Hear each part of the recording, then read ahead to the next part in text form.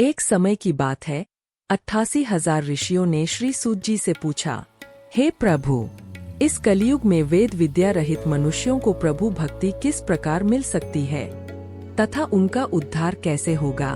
हे मुनि, कोई ऐसा तप बताइए जिससे थोड़े समय में ही पुण्य मिले और मनवांछित फल भी मिल जाए। इस प्रकार की कथा सुनने की हम इच्छा रखते हैं। सर्व शास्त्रों के ज्ञाता सूत जी बोले, हे वैष्णवों में पूज्य, आप सभी ने प्राणियों के हित की बात पूछी है, इसलिए मैं एक ऐसे श्रेष्ठ व्रत को आप लोगों को बताऊंगा जिसे नारद जी ने लक्ष्मी नारायण जी से पूछा था और विष्णु जी ने नारद जी से कहा था। आप सब इसे ध्यान से सुनिए। एक समय की बात है, योगीराज नारद जी दूसरों के हित की इच्छा लिए अनेकों लोकों में घूमते हुए मृत्युलोक में आ पहुँचे। यहाँ उन्होंने अनेक योनियों में जन्मे सभी मनुष्यों को अपने कर्मों द्वारा अनेकों दुखों से पीड़ित देखा। उनका दुख देख नारद जी सोचने लगे कि कैसा यत्न किया जाए जिसके करने से निश्चित रूप से मानव के दुखों का अंत हो जाए। इसी विचार पर मनन करते हुए वह विष्णुलोक में गए। वहाँ वह देवों के ईश नारायण की स्तुति करने लगे, जिनके हाथों में शंख, चक्र और गदा थे, गले में वरमाला पहने हुए थे। स्तुति करते हुए नारद जी बोले, हे भगवान, आप अत्यंत शक्ति से संपन्न हैं, मन तथा वाणी भी आपको नहीं पा सकती है। आपका आदि, मध्य तथा अंत नहीं है। निर्गुण स्वरूप सृष्टि के कारण भक्तों के दुख को दूर करने वाले हैं। आपको मेरा नमस्कार है। नारद जी की स्तुति सुन विष्णु भगवान बोले, हे मुनिश्रेष्ठ, आपके मन में क्या बात है?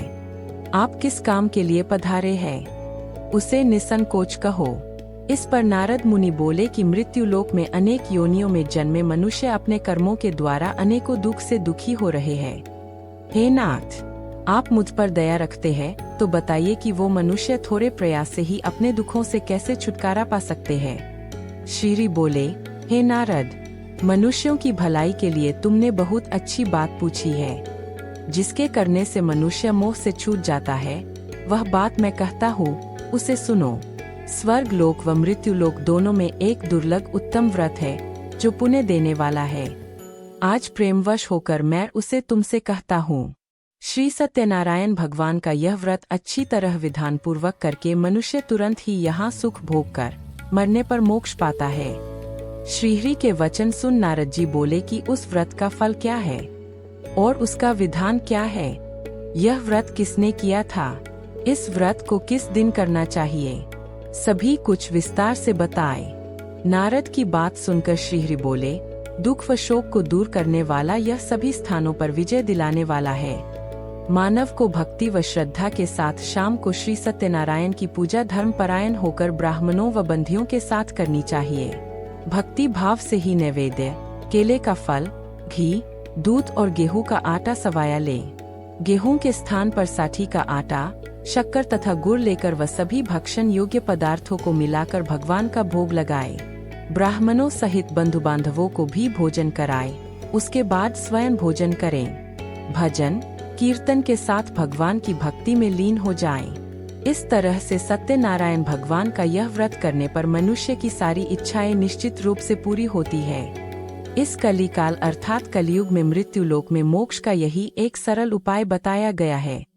श्री सत्यनारायण व्रत कथा का पहला अध्याय संपूर्ण। बोलिए श्री सत्यनारायण भगवान की जय। सत्यनारायण भगवान की व्रत कथा का दूसरा अध्याय। सूत जी बोले, हे ऋषियों, जिसने पहले समय में इस व्रत को किया था उसका इतिहास कहता हूँ, ध्यान से सुनो। सुंदर काशीपुरी नगरी में एक अत्यंत निर्धन ब्राह्मण रहता था। भूख प्यास से परेशान वह धरती पर घूमता रहता था। ब्राह्मणों से प्रेम करने वाले भगवान ने एक दिन ब्राह्मण का वेश धारण कर उसके पास जाकर पूछा, हे प्रिय, नित्य दुखी होकर तुम पृथ्वी पर क्यों घूमते हो? दीन ब्राह्मण बोला, मैं निर्धन ब्राह्मण हूँ, भिक्षा के लिए धरती पर घूमता हूँ। हे भगवान, यदि आप इसका कोई उपाय जानते हो तो बताइए। वृद्ध ब्राह्मण कहता है कि सत्यनारायण भगवान मनोवांछित फल देने वाले हैं, इसलिए तुम उनका पूजन करो। इसे करने से मनुष्य सभी दुखों से मुक्त हो जाता है। वृद्ध ब्राह्मण बनकर आए सत्यनारायण भगवान उस निर्धन ब्राह्मण को व्रत का सारा विधान बताकर अंतर्धान हो गए। ब्राह्मण मन ही मन सोचने लगा कि जिस व्रत को वृद्ध ब्राह्मण करने को कह गया है, मैं उसे जरूर करूंगा। यह निश्चय करने के बाद उसे रात में नींद नहीं आई। वह सवेरे उठकर सत्यनारायण भगवान के व्रत का निश्चय कर भिक्षा के लिए चला गया। उस दिन निर्धन ब्राह्मण को भिक्षा में बहुत धन मिला, जिससे उसने बंधु बांधवों के साथ मिलकर श्री सत्यनारायण भगवान का व्रत संपन्न किया। भगवान सत्यनारायण का व्रत संपन्न करने के बाद वह निर्धन ब्राह्मण सभी दुखों से छूट गया और अनेक प्रकार की संपत्तियों से युक्त हो गया। उसी समय से यह ब्राह्मण हर माह इस व्रत को करने लगा। इस तरह से सत्यनारायण भगवान के व्रत को जो मनुष्य करेगा वह सभी प्रकार के पापों से छूटकर मोक्ष को प्राप्त होगा। जो मनुष्य इस व्रत को करेगा वह भी सभी दुखों से मुक्त हो जाएगा। सूत जी बोले कि इस तरह से नारद जी से नारायण जी का कहा हुआ श्री सत्यनारायण व्रत को मैंने तुमसे कहा। हे विप्रो, मैं अब और क्या कहूँ। ऋषि बोले, हे मुनिवर, संसार में उस प्रिय से सुनकर और किस किस ने इस व्रत को किया, हम सब इस बात को सुनना चाहते हैं। इसके लिए हमारे मन में श्रद्धा का भाव है। सूत जी बोले, हे मुनियों, जिस जिसने इस व्रत को किया है वे सब सुनो। एक समय वही प्रिय धन व ऐश्वर्य के अनुसार अपने बंधु बांधवों के साथ इस व्रत को करने को तैयार हुआ। उसी समय एक लकड़ी बेचने वाला बूढ़ा आदमी आया और लकड़ियां बाहर रखकर अंदर ब्राह्मण के घर में गया। प्यास से दुखी वह लकड़हारा उनको व्रत करते देख प्रिय को नमस्कार कर पूछने लगा कि आप यह क्या कर रहे हैं। तो उन्होंने बताया कि व्रत कर रहा हूँ तथा इसे करने से क्या फल मिलेगा, कृपया मुझे भी बताएं। ब्राह्मण ने कहा कि सब मनोकामनाओं को पूरा करने वाला यह सत्यनारायण भगवान का व्रत है। इनकी कृपा से ही मेरे घर में धन धान्य आदि की वृद्धि हुई है। विप्र से सत्यनारायण व्रत या के बारे में जानकर लकड़हारा बहुत प्रसन्न हुआ। चरणामृत लेकर व प्रसाद खाने के बाद वह अपने घर गया। लकड़हारे ने अपने मन में संकल्प किया कि आज लकड़ी बेचने से जो धन मिलेगा उसी से श्री सत्यनारायण भगवान का उत्तम व्रत करूंगा। मन में इस विचार को ले बूढ़ा आदमी सिर पर लकड़ियां रख उस नगर में बेचने गया जहां धनी लोग ज्यादा रहते थे। उस नगर में उसे अपनी लकड़ियों का दाम पहले से 4 गुना अधिक मिलता है। बूढ़ा खुशी के साथ दाम लेकर केले, शक्कर, घी, दूध, दही और गेहूं का आटा ले और सत्यनारायण भगवान के व्रत की अन्य सामग्रियां लेकर अपने घर गया। वहां उसने अपने बंधु बांधवों को बुलाकर विधि विधान से सत्यनारायण भगवान का पूजन और व्रत किया। इस व्रत के प्रभाव से वह बूढ़ा लकड़हारा धन पुत्र आदि से युक्त होकर संसार के समस्त सुख भोग अंत काल में बैकुंठ धाम चला गया। श्री सत्यनारायण व्रत कथा का दूसरा अध्याय संपूर्ण। बोलिए श्री सत्यनारायण भगवान की जय। सत्यनारायण भगवान की व्रत कथा का तीसरा अध्याय। सूत जी बोले, हे श्रेष्ठ मुनियों, अब आगे की कथा कहता हूँ। पहले समय में उल्कामुख नाम का एक बुद्धिमान राजा था। वह सत्यवक्ता और जितेंद्रिय था। प्रतिदिन देव स्थानों पर जाता और निर्धनों को धन देकर उनके कष्ट दूर करता था। उसकी पत्नी कमल के समान मुख वाली तथा सती साध्वी थी। भद्रशिला नदी के तट पर उन दोनों ने श्री सत्यनारायण भगवान का व्रत किया। उसी समय साधु नाम का एक वैश्य आया। उसके पास व्यापार करने के लिए बहुत सा धन भी था। राजा को व्रत करते देखकर वह विनय के साथ पूछने लगा, हे राजन, भक्तिभाव से पूर्ण होकर आप यह क्या कर रहे हैं? मैं सुनने की इच्छा रखता हूँ तो आप मुझे बताएं। राजा बोला, हे साधु, अपने बंधु बांधवों के साथ पुत्रादि की प्राप्ति के लिए एक महाशक्तिमान श्री सत्यनारायण भगवान का व्रत व पूजन कर रहा हूँ। राजा के वचन सुन साधु आदर से बोला, हे राजन, मुझे इस व्रत का सारा विधान कहिए। आपके कथनानुसार मैं भी इस व्रत को करूँगा। मेरी भी संतान नहीं है और इस व्रत को करने से निश्चित रूप से मुझे संतान की प्राप्ति होगी। राजा से व्रत का सारा विधान सुन व्यापार से निवृत्त हो वह अपने घर गया। साधु वैश्य ने अपनी पत्नी को संतान देने वाले इस व्रत का वर्णन कह सुनाया और कहा कि जब मेरी संतान होगी तब मैं इस व्रत को करूँगा। साधु ने इस तरह के वचन अपनी पत्नी लीलावती से कहे। एक दिन लीलावती पति के साथ आनंदित हो सांसारिक धर्म में प्रवृत्त होकर सत्यनारायण भगवान की कृपा से गर्भवती हो गई। 10वें महीने में उसके गर्भ से एक सुंदर कन्या ने जन्म लिया। दिनों दिन वह ऐसे बढ़ने लगी जैसे कि शुक्ल पक्ष का चंद्रमा बढ़ता है। माता पिता ने अपनी कन्या का नाम कलावती रखा। एक दिन लीलावती ने मीठे शब्दों में अपने पति को याद दिलाया कि आपने सत्यनारायण भगवान के जिस व्रत को करने का संकल्प किया था उसे करने का समय आ गया है। आप इस व्रत को करिए। साधु बोला कि हे प्रिय, इस व्रत को मैं उसके विवाह पर करूँगा। इस प्रकार अपनी पत्नी को आश्वासन देकर वह नगर को चला गया। कलावती पिता के घर में रह वृद्धि को प्राप्त हो गई। साधु ने एक बार नगर में अपनी कन्या को सखियों के साथ देखा तो तुरंत ही दूत को बुलाया और कहा कि मेरी कन्या के योग्य वर देखकर आओ। साधु की बात सुनकर दूत कंचन नगर में पहुंचा और वहां देखभाल कर लड़की के सुयोग्य वानिक पुत्र को ले आया। सुयोग्य लड़के को देख साधु ने बंधु बांधवों को बुलाकर अपनी पुत्री का विवाह कर दिया। लेकिन दुर्भाग्य की बात ये कि साधु ने अभी भी श्री सत्यनारायण भगवान का व्रत नहीं किया। इस पर श्री भगवान क्रोधित हो गए और श्राप दिया कि साधु को अत्यधिक दुख मिले। अपने कार्य में कुशल साधु बनिया जमाई को लेकर समुद्र के पास स्थित होकर रत्नासारपुर नगर में गया। वहां जाकर दामाद ससुर दोनों मिलकर चंद्रकेतु राजा के नगर में व्यापार करने लगे। एक दिन भगवान सत्यनारायण की माया से एक चोर राजा का धन चुराकर भाग रहा था। उसने राजा के सिपाहियों को अपना पीछा करते देख चुराया हुआ धन वहां रख दिया जहां साधु अपने जमाई के साथ ठहरा हुआ था। राजा के सिपाहियों ने साधु वैश्य के पास राजा का धन पड़ा देखा तो वह ससुर जमाई दोनों को बांधकर प्रसन्नता से राजा के पास ले गए और कहा कि उन दोनों चोरों हम पकड़ लाए हैं, आप आगे की कार्यवाही की आज्ञा दें। राजा की आज्ञा से उन दोनों को कठिन कारावास में डाल दिया गया और उनका सारा धन भी उनसे छीन लिया गया। श्री सत्यनारायण भगवान से श्राप से साधु की पत्नी भी बहुत दुखी हुई। घर में जो धन रखा था उसे चोर चुरा ले गए। शारीरिक तथा मानसिक पीड़ा व भूख प्यास से अति दुखी हो अन्न की चिंता में कलावती के ब्राह्मण के घर गई। वहां उसने श्री सत्यनारायण भगवान का व्रत होते देखा। फिर कथा भी सुनी। वह प्रसाद ग्रहण कर वह रात को घर वापस आई। माता के कलावती से पूछा कि हे पुत्री, अब तक तुम कहाँ थी? तेरे मन में क्या है?